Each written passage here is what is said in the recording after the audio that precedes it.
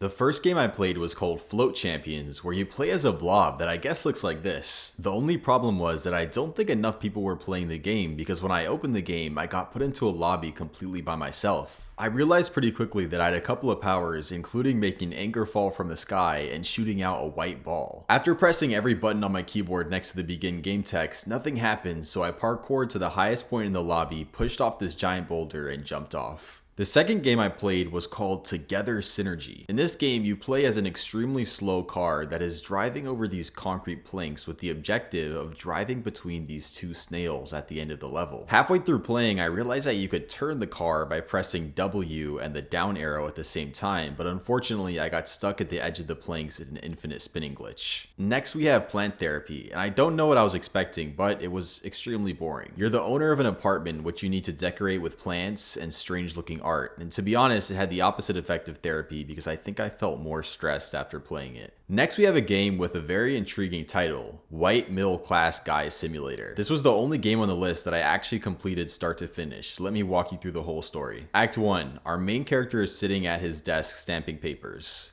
Act 2, our main character leaves his work and heads to his car. Act 3, our main character arrives at his car and gets stuck in traffic for the rest of the time. For the fifth game, we have a space adventure game called Homebound, which is definitely the most professional game so far with a really cool art style, and I was actually really excited to play this game, but I ran into a big problem. I couldn't get past the first level. Every time I tried, I couldn't figure out how to get out of this building, but I'm sure there's a way to beat the first level because it seems like a really well-made game, but since I was too frustrated, I moved on to game 6. Game number 6 is called Red Tie Runner, and it reminds me of the kind of game you play on the school computers when you're supposed to be doing your science work. It had super simple controls, which probably even a 2-year-old could understand, but that didn't stop me from dying an embarrassing amount of times. Red Tie Runner is definitely my favorite game so far. Simple, fun, and pretty addicting. Our next game is called Battle Rush, a World War II themed first-person shooter that had 0 active players, but unfortunately I didn't realize there was no one in my match until I spent 10 minutes wandering around aimlessly. Keeping with the theme of walking around, our next game is called Walking Simulator, in which the aim of the game is to walk. Yup, that's the whole point of the game. So I walked for a full 10 minutes, and to be honest, I was kind of starting to enjoy it. It was very peaceful. Until I ran into these guys standing around that tried assassinating me. For our final game, we have one of those games that's always trying to get you to buy something. You basically play as a sniper and eliminate various targets. It was definitely pretty fun and satisfying to watch my bullet slow motion hit the target, but I think the game might be too easy because you win as long as you hit someone anywhere on the body.